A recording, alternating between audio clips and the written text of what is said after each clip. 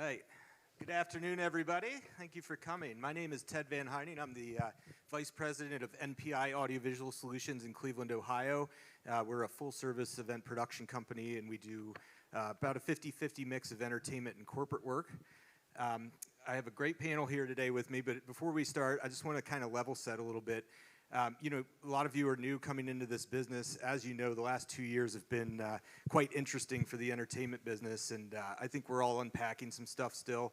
And I think of all the businesses out there, we really saw ours go away, our livelihoods and in our very industry. And now we have pretty much hit the accelerator through the floorboard, and we are coming back with a vengeance, and we're all dealing with that. So that's kind of just a little bit of the tenor. I don't want to be too gloom and doom, but I do want to address that because, as you get into your careers, you are going to go through this a few times. So with that said, I have with me Alicia Blake, Jordan Kolenc, and Chris Messina, and I'm going to let each of them introduce themselves with the first question of how'd you get started in the business and what's your day-to-day job description, I suppose. And let's start with Chris. Yeah, some of you maybe got a lot of this yesterday, but I started doing theater productions in high school, working for a company that did a lot of that kind of stuff. Playing in bands, of course, was another part of it, but that led me to a brief stint here and kind of realizing that higher education was not going to work for what I was trying to do or just the kind of person that I was, and ended up working for a company called Eighth Day Sound, which was at the time like probably the second largest sound company in certainly the country, maybe the world, and that was it. From there, I ended up touring with kind of anybody you can imagine, and transitioned at one point to working with a band called Bon Iver, and have been with them for the last decade in all sorts of capacities: studio, live production, good friend, just nice guy friend. But that's my path. Thanks, Chris. And Jordan? I started out in high school, a bunch of bands. I was a musician, toured in bands, hardcore bands, stuff like that. I actually am an OU alum, 2005. I worked here at the original union, which has been replaced. It actually burned down, I believe, 2013 or something like that. But I was the house sound guy. Mixed a band called Skeleton Witch that some people may be familiar with, that kind of grew up in this area and became relatively successful and is still around. I went through the program here, and when I graduated, I kind of bopped around at a couple regional companies in the Cleveland, Ohio area, which is where I'm originally from, and then landed at Eighth Day Sound as well, which is where I know Chris from.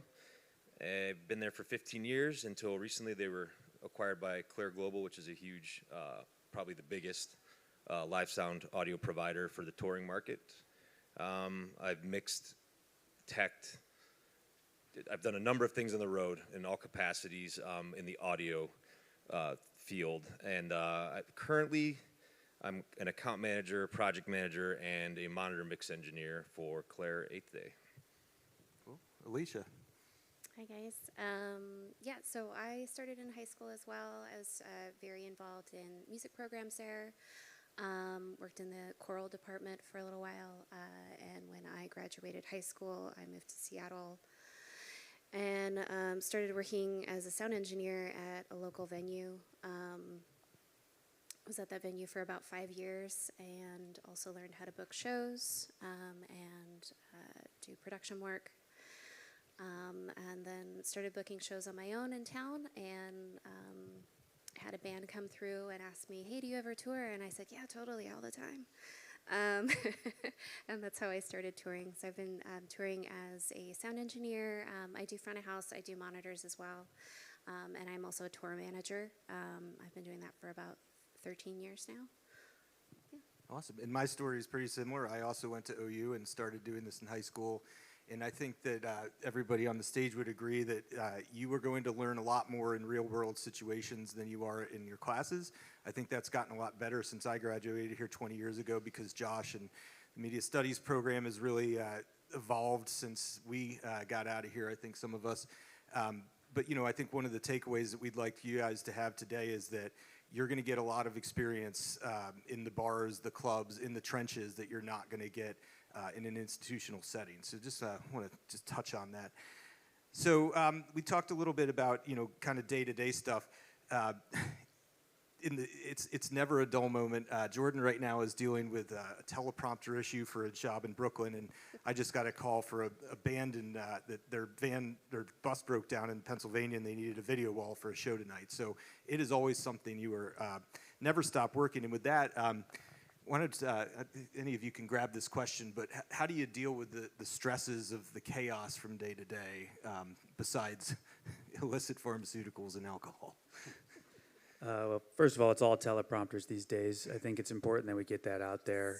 The majority of what you're going to be doing in this career is teleprompters. We're being forever. prompted right now. Everything we're saying is on this the is screen all here. rigged. Just kidding. Yeah, I think there's always a million things going on, whether that's, I'm on the road a lot less than I used to be.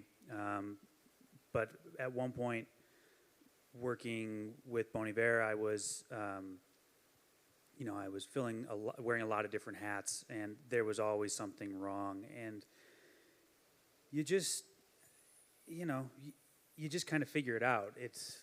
I think is the best way to put it. Hopefully you have a good enough team around you and a good support system, either on the road with you or just through your network of people that you know in the industry that are going to help you get through those things. But it just kind of always seems to work.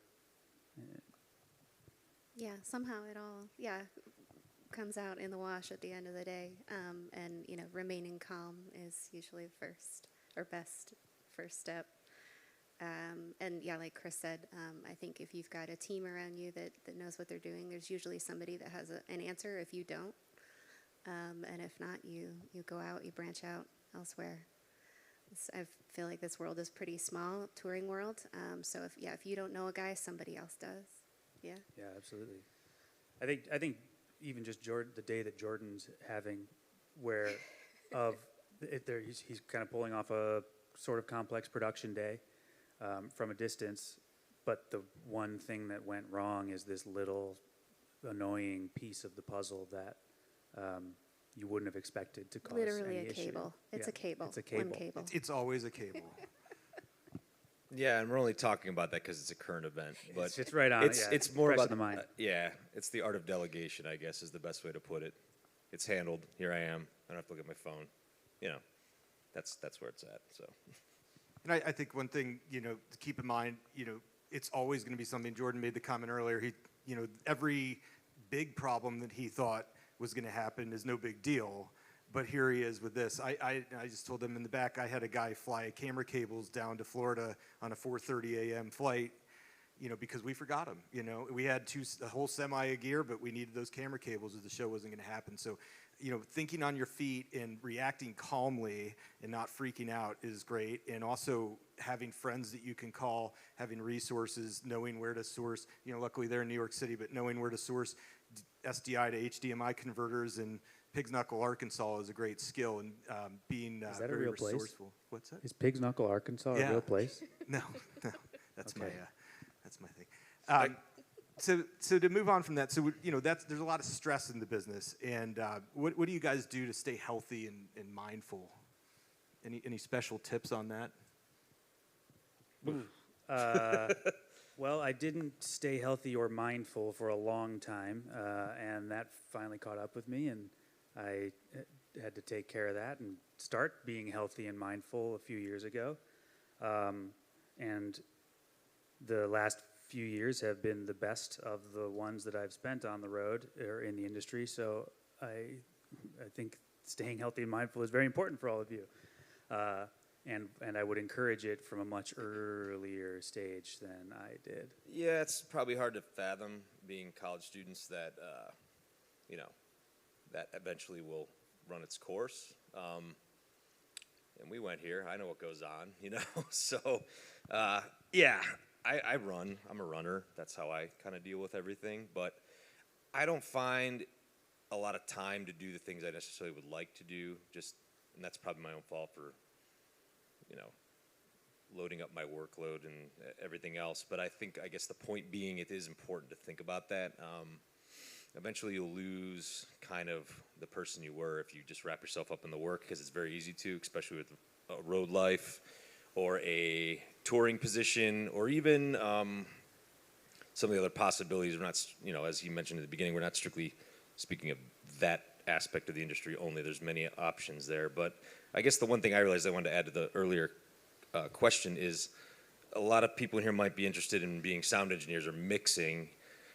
And a lot of what you do with this profession is only 10% that. There's so much else that goes into it.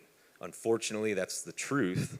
If you find yourself where you are just in that role, great, if that's what you want to do. But you'll find as you grow that you're going to have to branch out into other areas of live production and tour management, production management, and understanding those roles if you're going to truly be successful or reach a goal that, goes beyond that. Otherwise, there's other options. But if that's your ambition, I would say don't focus just on the mixing aspect of it or the audio aspect of it. Yeah, I think Alicia specifically does a pretty good job of kind of effortlessly moving between tour management and doing any type of audio work, and just kind of tour or band dependent. And I think you've just kind of diversified your situation pretty well. Thank you. You're welcome. Yeah. But I think it pays to be multifaceted, and I think especially as you're starting out, I feel like there's a lot of opportunity to, depending on the situation that you're in on tour, if you have any kind of spare time, asking any other member of the crew what it is that their job is all day long, I've learned so much on the road just from, being in one position, but having like 20 minutes out of the day to like ask somebody a question about what it is they're doing. And I think a lot of the skills that I've managed to pick up are just, working alongside other people that are very good at their jobs. And that kind of helps me just, I've definitely done trial by fire, just kind of fake it till you make it. And that's how I can do so many things, is, just tried them. So. I think kind of going back to what Jordan was saying about, you're not going to get out here and get out on the road and kind of maybe doing what you think happens on the road right away. And I think for a long time while Jordan and I were at 8th Day together, we would tour together and kind of get the role of dealing with new guys. So we would get sent these new people that are doing maybe their first or second tour, and the higher ups at 8th Day are saying, you guys need to show them the way you do things and how we do stuff. And the biggest thing that we would, I think, have to deal with were people that were coming out of programs like this or Full Sail or those other types of programs that are very dedicated or very specific to this industry. People coming out of those programs and thinking that they know better or should be mixing or any of that kind of stuff, and having to kind of have that hard talk with them like, yo, you are nowhere close to being able to handle any of this stuff. And it's not that I don't believe you or believe in you or believe that you know how to do this stuff. It's just that you're not there yet, and there's a million other things that you need to know to do that thing that you don't yet. And I think that can kind of be a huge takeaway for anyone that's in a program like this, hoping to get on the road, is just remember that there's just so much that you don't know, and how valuable it is that if you are fortunate enough to work at a company at any of the levels that we deal with, like more often than not, it's probably good for you to just listen for a long time and take in as much as you can from the people that are trying to help you. Yeah, and I think Alicia made a really good point too. If you're just an audio person, make sure you understand lighting and video. Make sure you know what's going into what they're doing. And on tour, it's a little easier because everybody has a defined role, and after a while, you get into a groove. But if you're in my world, where pretty much every day is a different gig, you really have to have that, talk between departments and all that, and also to be a more well-rounded touring tech or AV tech or whatever, learn different disciplines. And you might find, my degree's in audio, but I really like lighting, a lot more than I like audio, but lighting is really what interests me most of the time, and video is a necessary evil, unfortunately. But, and there's nothing wrong with that, because as a tech, it makes you more diverse. And, one thing that we should probably talk a little bit about is, freelance versus working for a shop. I work for a production company. Jordan works for a production company. Chris works for an artist. And Alicia's, a freelancer, right? And, taking gig to gig. Both valid ways to get into the industry. You're probably not going to start out as a $400 or $500 or more freelancer right out of college, but I guarantee you that wherever you're from, whatever city you're in, has a company like mine or like Eighth Day that is more than happy to take you in, and you might start scanning cables in and counting stuff into road cases, and that might take 2 years before you ever touch anything.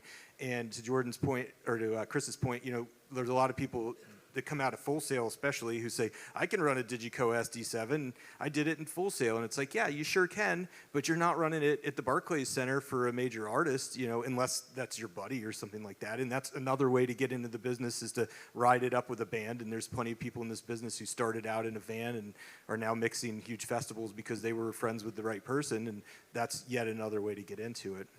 But Alicia, talk about how do you decide which gig to take when you get calls? Well, I've certainly got better at that as the years go on, especially with, I think, tour managing is, it's all about, basically customer service. It can be a little bit of babysitting. It's also a lot of accounting and a lot of acting as a travel agent. So you would, hope that the act that you're working for is somebody that you enjoy spending time with, because you're going to spend a whole lot of it with them. And be responsible for them on some level. So, anymore, usually if I get approached by a band that I don't know, I usually have an initial phone call with their management and kind of, catch a vibe, see what the deal is. I don't think that it's a bad thing to ask, does the band party? Is there drug use on the road? And I think this all, depends also on the tour manager and what your comfort level is with that kind of thing. Are they young? Are they new to the business? That can also bring a lot of challenges.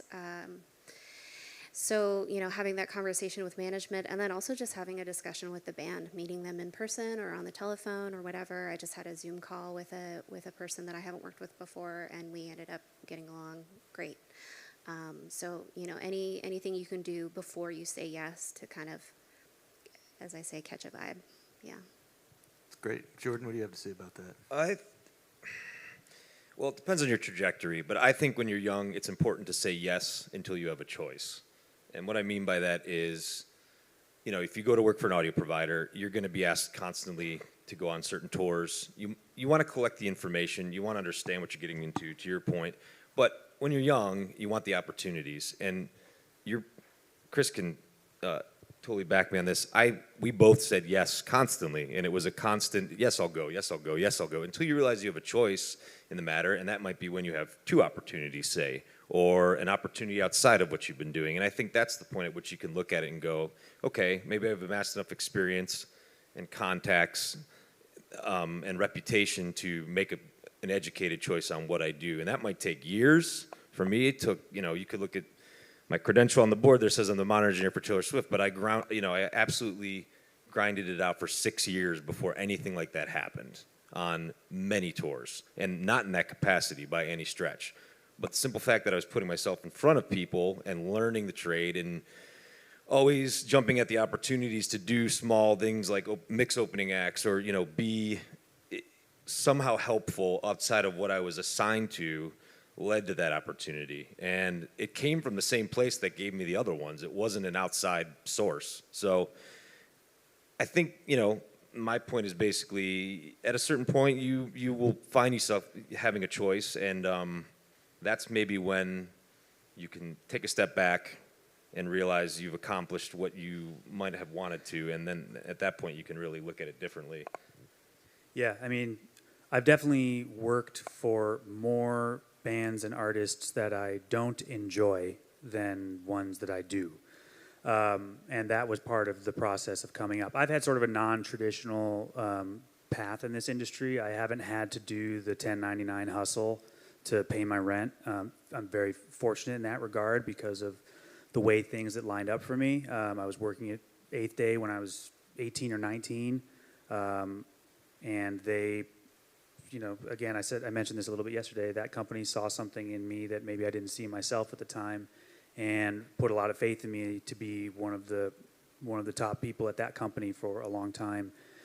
But you know, even when I was operating at a high level in that company, I was still being faced with just, no, you can't go do this thing you want to go do because we need you to go do this thing for the company.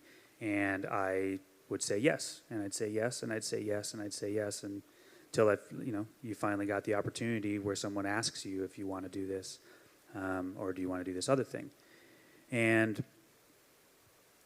that just came naturally. Just like Jordan said, you're just trying to learn, and you're trying to amass contacts and trust and knowledge, and that there's no roadmap to that, and there's no guide, and there's no length of time that guarantees you're going to be ready for any of that. Great points. Yeah, I mean, you will end up working for an artist you can't stand their music, or you don't like them personally, or if you're in corporate, you will do morally abhorrent things. I've done them many, many times. And you bite your lip and you get through it. And like everyone just said, at a certain point in your career, hopefully you get to the point where you can choose your path and choose not to take certain things. Other people, need the money or whatever. Something else that I wanted to touch on, I don't know if anybody in this room knows what imposter syndrome is, but it's something that I didn't really know what it was until a few years ago, and I'm in my mid-40s. But basically, it's when you feel like you shouldn't be where you are, even though you're eminently qualified and good at your job. Have any of you guys ever experienced that, and how did you come to grips with that realization? I'm currently experiencing it. Also. Kind of, from the stage. That's a daily thing, I think, for me, and I've known about it for a little longer, just because it's been in the world maybe a little more outwardly in my time in the industry. But I don't have a solution for that. I know I'm good at my job. Other people tell me I'm good at my job. They like being around me. I know I do cool things. Other people enjoy the things that I do. But at any given moment, I'm in my head saying, I don't know what I'm doing. What am I doing here? I've fooled everyone. Everyone's about to find out. We were joking in the back, just like kind of going, do I know how a compressor works? Constantly, every time adjusting it, like, what am I doing? Yeah. So yeah, I don't have a solution for that other than it passes and you kind of move on to the next thing. And maybe there's going to be a day where I do the thing that's big enough and enough people notice it, or the right person that I admire or look up to says, "Hey, good job. I'm proud of you. You're the best at what you're doing." Maybe that'll happen. I'm not counting on it, and I don't know who that person would be either. So, I would love to hear it from all of you constantly. If you could do that for me, we'll give you his email afterwards. I was going to say, honestly, if you don't experience imposter syndrome, I feel like there might be something wrong. Then you're a narcissist. Absolutely, yeah. If you are so confident in yourself 24/7 that you can't possibly think that somebody else could do your job better than you, then... Well, that also has a way of working itself out. Yeah, you don't... absolutely. Those people disappear. Yeah, exactly. They go away pretty quickly. And I think the biggest takeaway is once you can step outside of yourself and realize I am supposed to be here, I am great, people like me, I'm not, it makes your life a lot easier. And like I said, the sooner you come to that realization in your life and your career, I think the better. So that's one of the reasons I wanted to bring it up to all of you, because it was a guy from Google who got on the stage at a conference I was doing and talked about how he reached these stratospheric heights but was destroying himself physically and emotionally to get there. And I was like, holy crap, that's what I'm doing, So, just something to think about. Again, I don't want to make this a gloom and doom thing, but this business, you have to make a lot of sacrifices to get to the higher levels and to even the lower levels. In fact, to go be a bar sound engineer is probably, it's a noble calling, but it's something where you make a lot of sacrifices monetarily and everything else. But what regrets or sacrifices do you guys think you've made in your careers to get where you are that you would, if you had to take them out of the path, what would you have done differently to avoid those, or anything that comes out in that respect? I've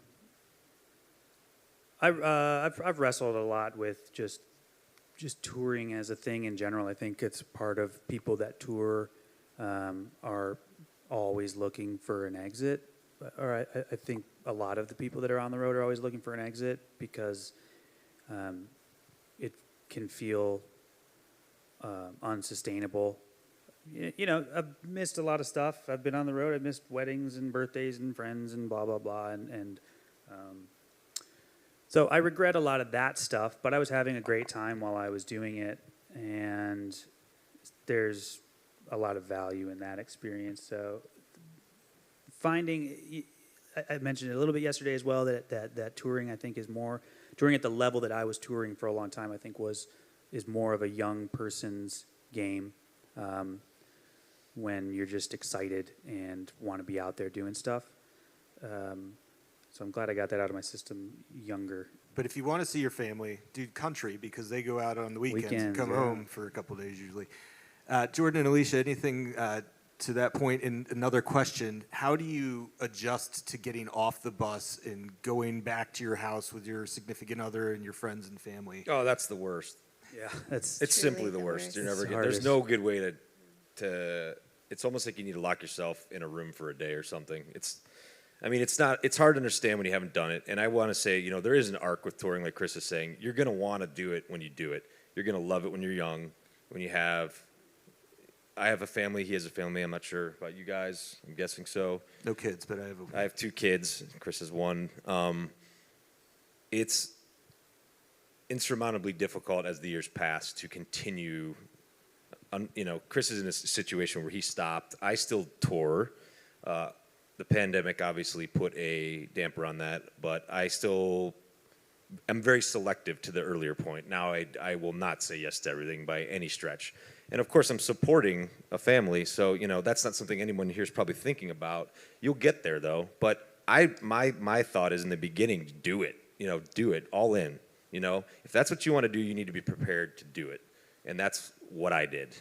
So if that's what you want, if that's what you truly want, and I knew when I was in college that's what I wanted to do, I did it. And I did it hard for 10 years, and then I put the brakes on somewhat, but that's kind of what we were talking about earlier. That's the point at which you can decide, and you have relationships. And, if you find that you're not there, I'm not saying maybe there's something wrong, but maybe you need to change up your approach, and maybe it's just not for you. But that's kind of anybody I've seen that's been successful, at least on the road, and has advanced, has kind of just followed that path.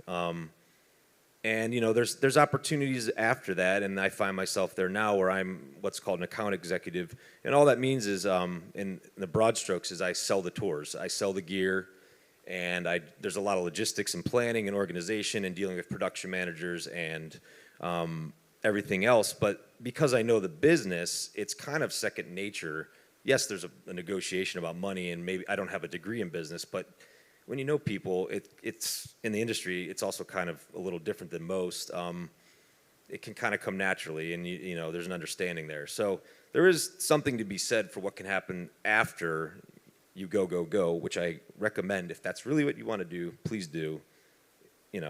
That's the only way you're going to really experience it and really understand how it goes. How about you, Alicia? I mean, you mentioned even kind of taking a whole different career path for a while, and here you are.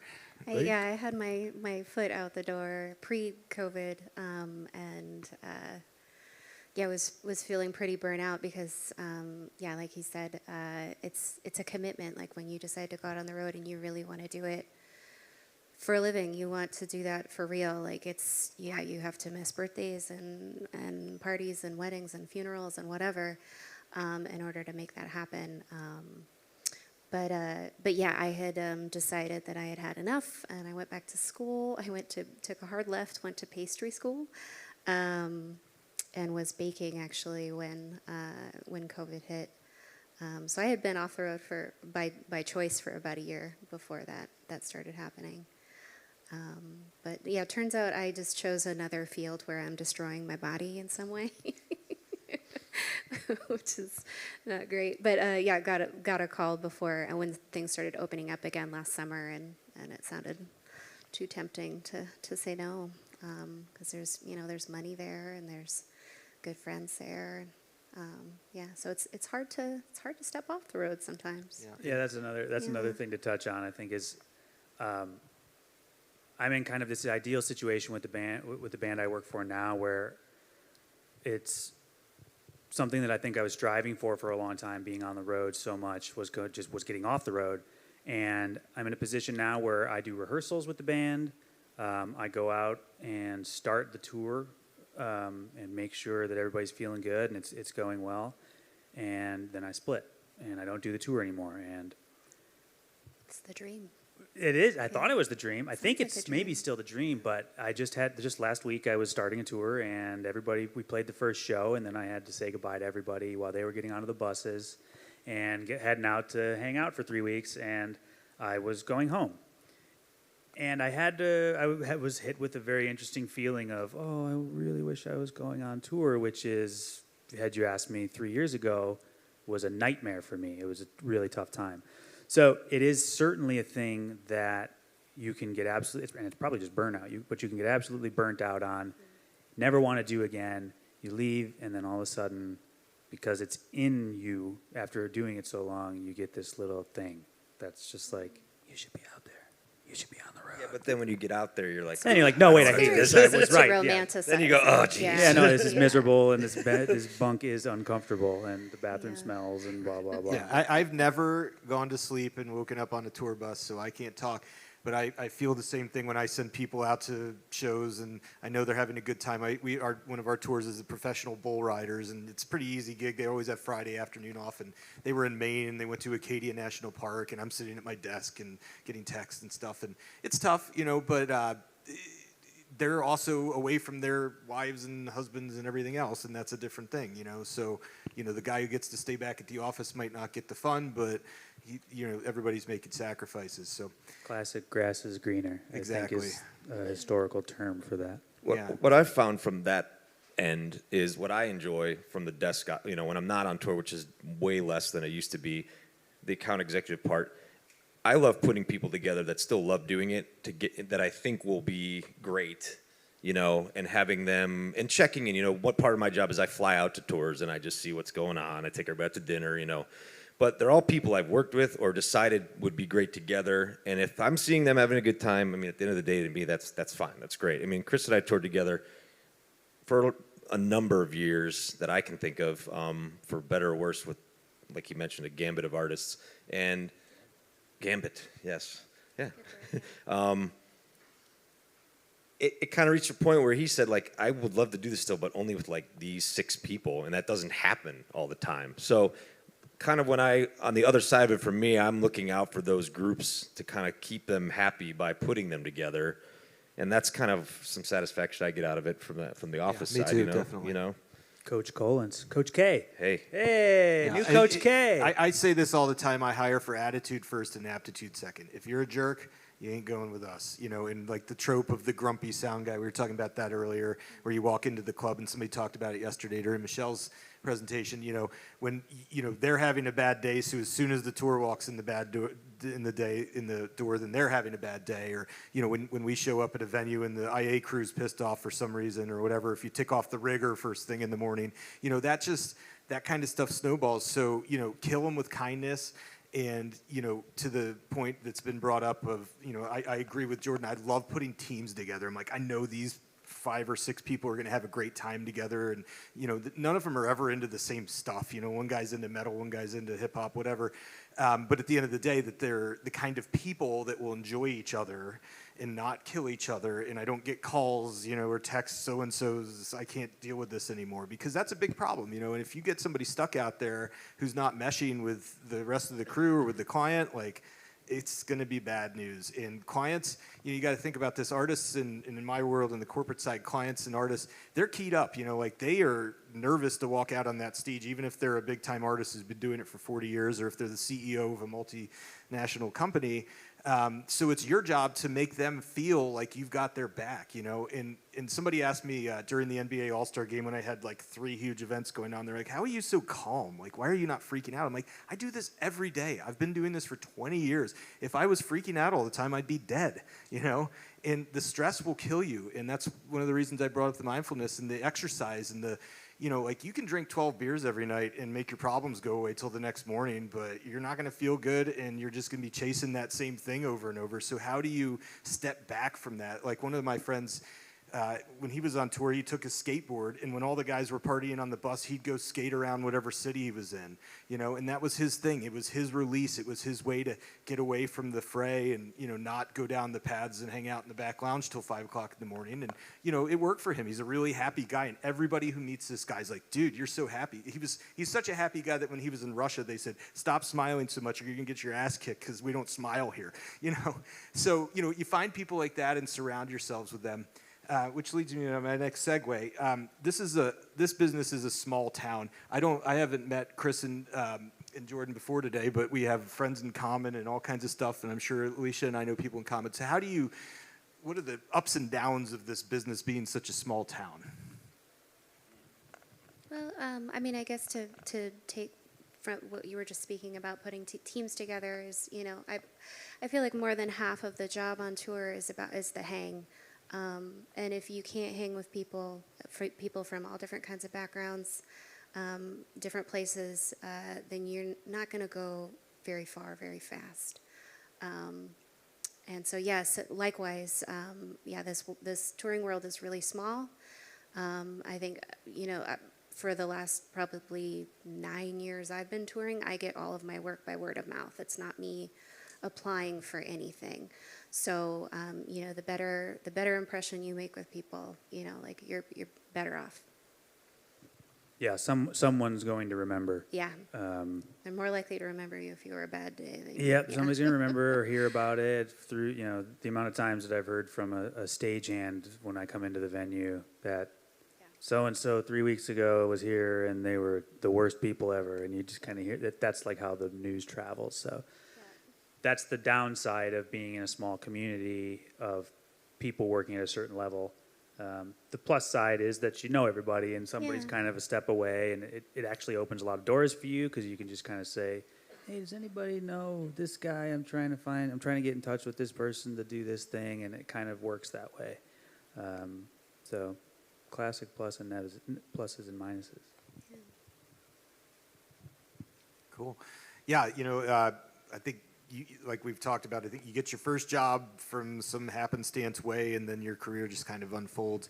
Another good point I think that Michelle brought up yesterday that I think is applicable to all of us and to all of you is, you do feel like you're in a money machine and there's just cash going everywhere and you want to take everything. And, when in Jordan and my position as account managers, we feel like that because we want to sell stuff, right? But, you have to be very careful of overextending and burning out and because not just because of you personally, but you'll get that reputation that you're somebody who can't focus and can't be present in this gig because you've got 9 other gigs that you're planning or thinking about or whatever.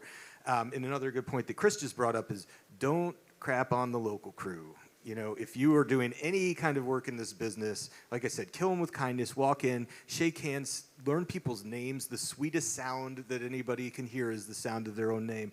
And there's a stagehand in Cleveland, and one day I said, hey, Jerry, I need you to go do this. And he said, how do you know my name? I said, well, I signed your paycheck. I do the payroll. I know who you are. So, yeah, and I'm paying you. So please go move that case. I didn't jump on it. But, there's people in this business that are going to take the path of least resistance, and that's fine. And that's why we ask for 20 stagehands, because we know we're going to get 10 that are going to do the job and 10 that are going to stand around and talk about the last gig or, how jerky the last band was that came through or whatever. Let's get on to some positive stuff. So, career highlights. Alicia, let's start with you. Where's the pinnacle so far? I feel like they're a good handful, but I don't know. I would say the moment that legitimized my career choice with my mother was doing an event for Obama, and I got to meet President Obama. That was a very big deal. Nice. Yeah. I've only met Bush. Oh. Different. Jordan, That's how about different. you? Yeah. Yes. And I've done 2 Trump events. Jordan. I think for me, it was probably the first time I was a mix engineer in a stadium, which would have been the Detroit Lions football field, whatever, Ford Field, I think it's called. It was just kind of like a realization, like, wow, this is kind of the biggest it gets, and being still nervous, even though it's the age-old question, like, do I actually have this? Am I fooling everyone? What am I doing here? I I was only probably 28 or 29 at the time, so it just seemed like I shouldn't be doing it, in my mind at least. There's that imposter syndrome. Yeah, exactly. Well, I still have that every day. I think it's important, though, honestly, to kind of check yourself. Otherwise, you get a big head, and who knows what happens next. That's when you become a jerk, generally. No, I think that was it for me. I mean, yeah. How about you, Chris? Yeah, I think I kind of, since my career's kind of taken a twist in the middle, I have sort of separate ones. I mentioned one yesterday, which was when I did the Madonna tour with Eighth Day in 2008 or 9. That was a really big deal for me at the company, feeling like I had truly ascended to the A level. I also met my wife on that tour, so that's cool. Then shortly after that, I was the front of house tech for the Eminem and Dr. Dre stadium shows.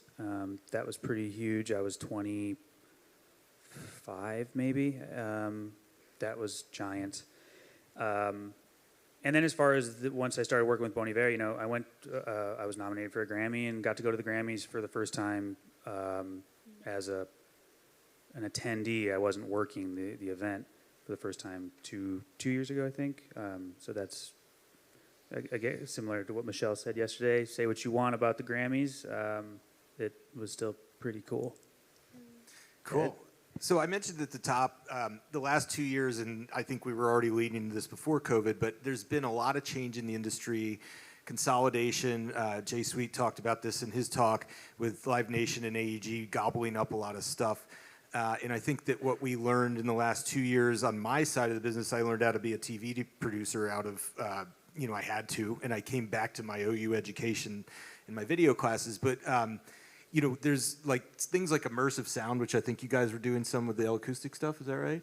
Yeah, live we do L-acoustics Alicia whenever we can. Yeah. So why don't you guys talk about where you think the business is going from, and we're here producing for the road, the live experience.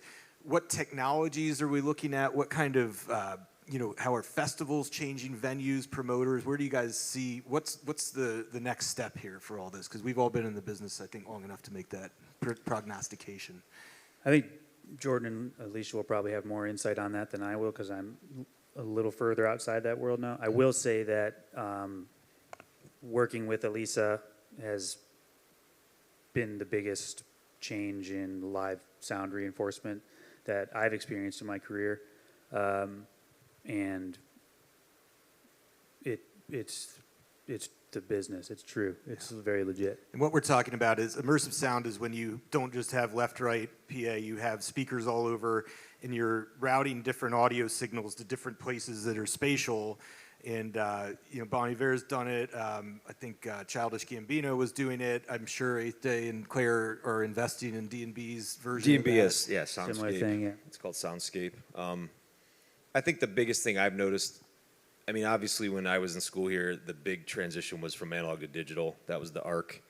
That's well established by now. So I'm sure, I don't know what you guys are learning in your classes, but I'm sure it's all within that realm at this point. One of the biggest things that's been happening in the last 5 to 7 years is kind of like in the audio realm, things are more almost IT based, networked. Dante, you've probably heard of, stuff like that is playing a huge role in the way things are dispatched on the road, more so than, it's almost like you have to understand the basics of IT to even take a tour out at this point. So I don't, I know that is one of the career paths here, or one of the colleges of study here. I don't know if that's something you guys can dabble in, but it's definitely worth looking at, because as it progresses, I don't know if everyone here is a freshman or where you're at in your education, but in 4 years it's going to be even more so implemented. So that's one of the big things I see happening. Absolutely. Yeah, everything's IP. Alicia, what do you think? Where do you think we're going as a business? Ooh, I'm gonna take a little bit of a hard left and talk about personnel. Just I want to believe this is happening. I see it happening more. It's just diversifying in hiring for tours. I see a lot of bands making an effort to kind of find some equal footing with male and female identifying people on their tours, and not to mention people of color. I think it's a thing that everybody's striving to do more. Yeah. Fingers crossed. Great point. Yeah, I feel like when I got into this business, it was like you were you were a theater person or a rock and roll person or a corporate person, and as my career's gone on, the lines have been so much blurrier, which is great because again, like we talked about, there's so many more career paths like that. It keeps you from burning out if you can do different kinds of gigs, and also the diversity piece of it.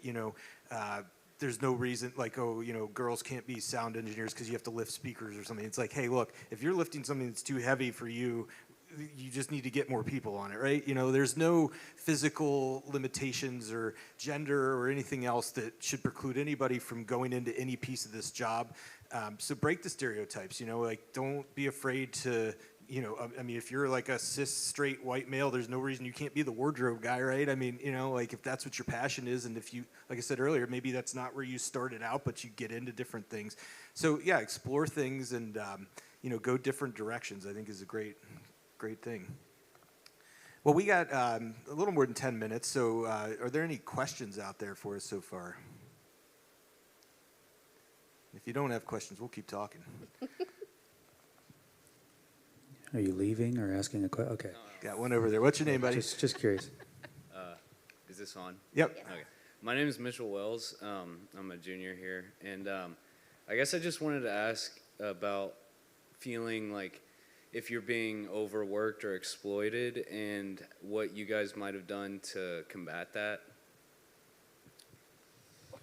What do you do? I guess like basically if like you feel like a company or an artist is kind of overexerting you and kind of under like rewarding you, I guess. Yeah, I think in early parts of your career, that's going to be something that happens. I don't condone it, and I wish it wasn't a thing, but I'd say it happened to all of us for sure. I worked for $100 a day for a long time on the road.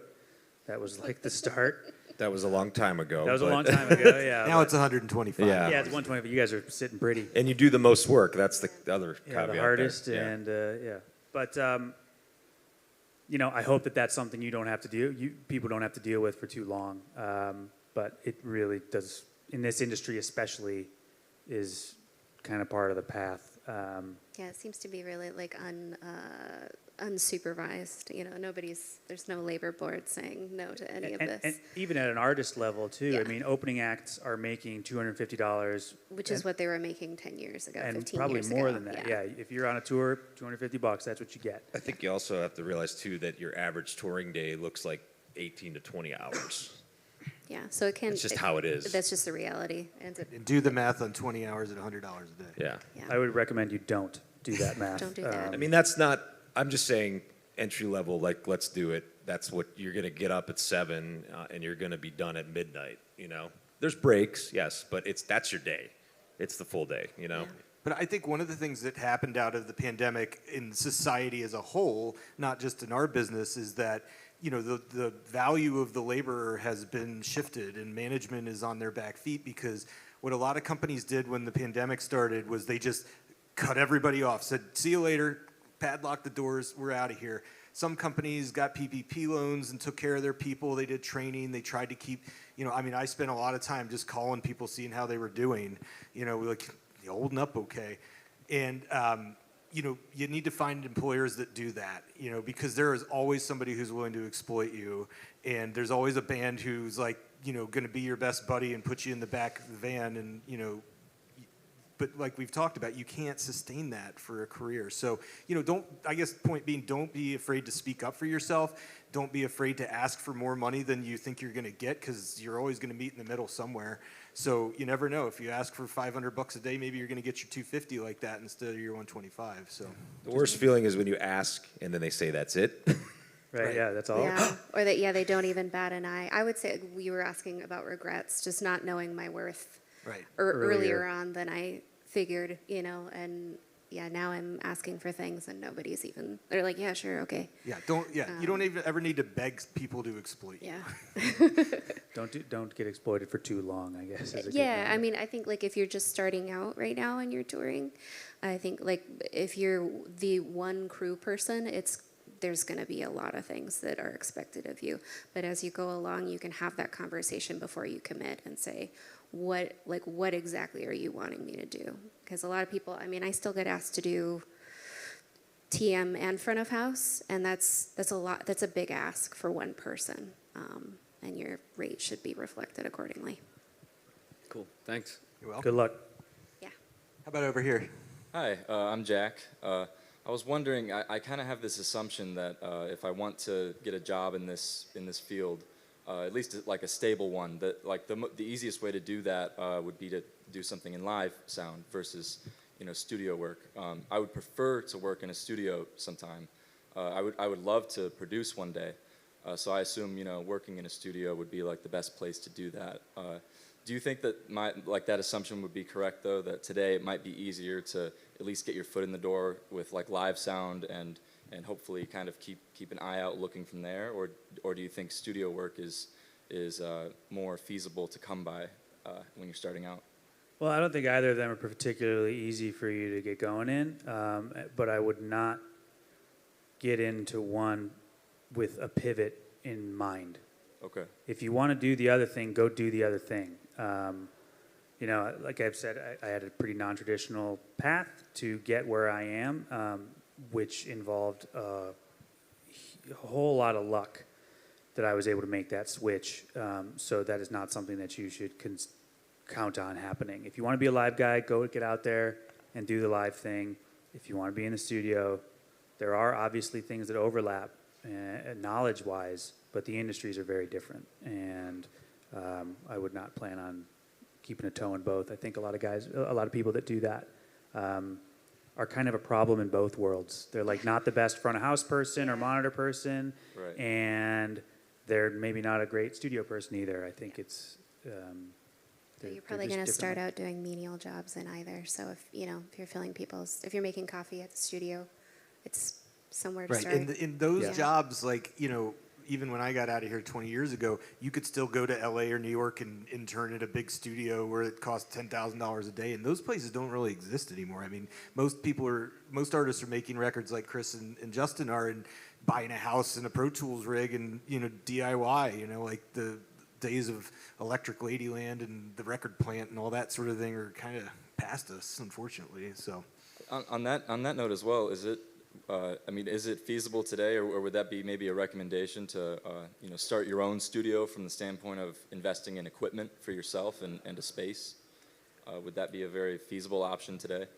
I think it's feasible for anyone to get stuff and have a space and make music, and I encourage everyone to do that, whether you want to be a full-time musician or not. I think it's good for your body and your brain to make music. But I think we spoke yesterday. We did briefly, yeah. I'm a big believer in even though I didn't do it, I'm a big believer in the traditional studio system if you're trying to get going, and I think I told you the same thing yesterday. Right. It still exists. It's smaller and harder to get into, and you have to be a little better to get into that world, Right. Which I think is good for the system. But I would recommend that you still try and do that, whether it's at one of the big name studios that we all know, or it's just in whatever town you live in. Someone probably has a pretty decent studio there, and that person has probably been doing it for a while, and you can probably learn a lot of stuff from them because you basically know nothing now. So any amount is more than that. Right. Thank you. another point too. Oh, yeah. If you want to get into live events, you don't have to go out and be a monitor or front of house person. There's plenty of companies that will hire you to be a tech, and that's a great way to fill in to make a decent amount of money, and to you can go run your studio on nights and weekends, and go run AV shows during the week or whatever. So I would encourage you, anybody who's trying to get into this business, to, like I said, knock on the door of the local sound, lighting, video, whatever company, and just learn the gear, learn all of the stuff. And then like I said, you might find something like, I thought I wanted to be a recording engineer, and I was 19 years old, and that's kind of the farthest thing from what I want to do right now at 45. So you never know. It sounds like a great idea until you find the realities of that business. Right. So Thank you. you're welcome. How about over here? Yeah, I came in a little late, but when I came in, you guys were talking all about like saying yes, and yes is what you need to do. But my question is like, how or when did you guys feel like you could finally start saying no? And Like, what does that look like? I think what I was saying earlier is what it looked like for me was more than one opportunity, and one being better than the other, and the ability to just make the choice. I mean, that's the fundamental of it, right? At the end of the day, money is going to be a factor. It always is, especially as your life advances. But really, it's a combination of a number of things. It's, you know, at a certain point, you might realize that the worst part of touring for you is that you hate working for artists you don't enjoy, okay? Or you might realize that you don't like the role you're in. So maybe the point at which you start saying no is, well, I'm no longer accepting that type of work, or I'm no longer going to work for, you know, say you hate like jam bands or something, and you just can't stand it, and you don't want to do it anymore. It's just an example, right? But you know, it should check all your boxes, you know. And at a certain point, you can make that decision, and I think that's when you can stop saying yes to everything. Yeah, I think, yeah, boxes. I have 3, and it has to be 2 out of the 3, and it's got to be good money, good people, or good music. It's got to be 2 out of the 3 of those. Otherwise, it's awful. Because who wants to listen to a band that they, you know, like people in that band playing that you can't stand being around all day long? Of course, you're going to not be interested in that music anymore. But I think, yeah, saying no, like you said, if you have options, then that starts feeling like you can say no. And I honestly, to this day, I'm freelance, so it's a little bit different. I'm not working for a company. I think word gets around fast if you aren't on the road, people stop calling. So usually my answer is not no, it's usually I'm booked up at that point. So I think maybe next time, because that manager will usually have, you know, 6 or 7 other bands that they might have, you know, be interested in talking to you about. And, you know, honestly, I didn't start saying no until after COVID, because, you know, I was burned out in March of 2020. I was at the end of my rope, but I just felt like to keep growing our business and getting into all these different things that we were getting into, that I had to keep working like that. And then I spent 2 years just trying to keep the place afloat and keep, you know, the lights on, which we did, thank God. But now, like I said, the accelerator is through the floor. If you wanted to go out on tour today, you could probably not find a vendor to go with you. You know, you'd have to make 20 phone calls. If you wanted a bus, a PA, a lighting rig, if you wanted to buy anything right now, it is impossible to buy any piece of gear. It's either on a boat or somebody just bought it all up.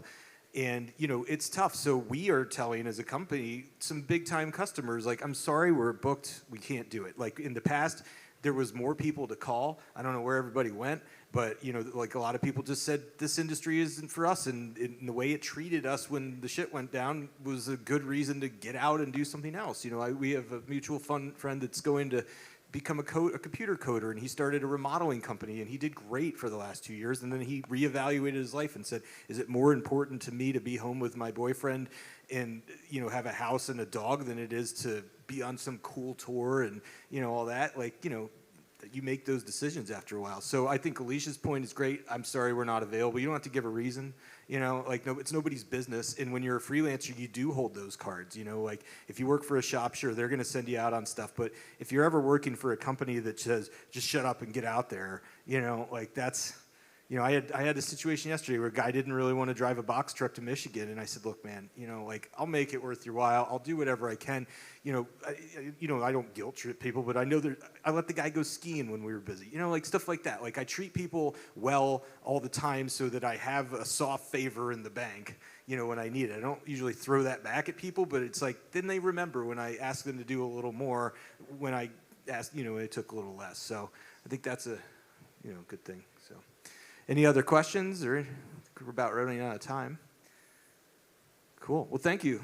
Thank you to everybody up here. You guys are great. It was awesome meeting everybody. And like I said, I want you all to walk away, and I think we all want you all to walk away. Anybody who's young in this business or who's established in this business, knowing that it is a good place to be, but you have to make it right. Any other closing thoughts from you guys? I'd just say I hope you guys all realize how lucky you are to have a program like this here now. In my time here, this is something that I wish would have existed, and I hope you're taking full advantage of it and supporting it so that it can continue to grow and bring people cooler than us here to talk to you. So just know what you got. I'll just go one shameless plug for the company I work for. If any of you truly are interested in touring, being on the road right out of school, Claire Brothers does Claire Global, which is based in Lititz, PA, but also has Nashville and Los Angeles locations. Offers it's called RIT program. It's basically 12 to 14 weeks paid to work in the shop, and you get additional education in the actual things that they do. It's part of their program to bring people into the life of audio on the road. ClaireGlobal.com. You could look it up. You could come speak to me. I'm happy to share any more details if you're truly interested in that being your path. I'm also going to plug something that does not belong to me, but if you have any ladies in the audience that are interested in sound, there's a great organization called Sound Girls. It's an awesome resource if you're just getting started. It's a great place to be. Cool. I'm also hiring, by the way. All right. Well, thank you very much, everybody, for having us. Enjoy the rest of the conference.